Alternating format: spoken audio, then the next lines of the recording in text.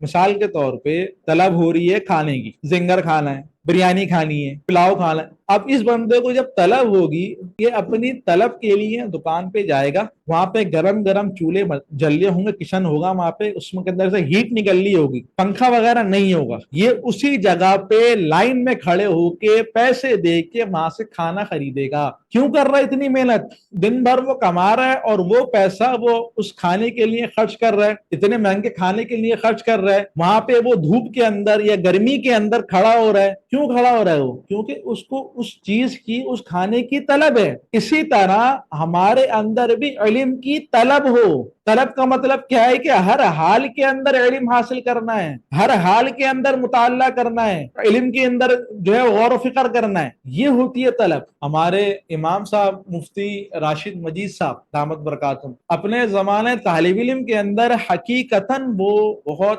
اچھے طالب علم تھے، ابھی الحمدللہ مفتی ہیں اور بہت جید قسم کے عالم ہیں۔ اپنے زمانے طالب علمی میں نے کہا نا بہت جید طالب علم تھے، میں ان کی مثال دے رہا ہوں خالی، اور یہ نہیں کہ میں کوئی بہت پرانے بزرگ کی بات کر رہا ہوں، ابھی ہمارے ساتھ ہوتے ہیں، اور یہ نہیں کہ بہت بڈھے ہیں، ضعیف ہیں، نہیں، جوان ہیں، مفتی ہیں۔ فرما رہے تھے کہ جب میں طالب علم تھا، جب میں روٹی لینے کے لیے تندور والے کے پاس جا کے لائن میں کھڑا ہوتا تھا، اس وقت میرے ہاتھ میں کتاب ہوتی تھی اور میں کتاب کا مطالعہ کرتا تھا اس لائن میں کھڑے ہو کے۔ کہہ رہے تھے جب میں بس اسٹینڈ کے اوپر کھڑا ہوتا تھا، بس کا انتظار کرتا تھا، اس انتظار کے اندر میں بس اسٹینڈ پہ کھڑے ہو کے کتاب کا مطالعہ کرتا تھا۔ یہ ہوتا ہے طالب علم۔ تو آپ کے اندر علم کی ایسی طلب ہو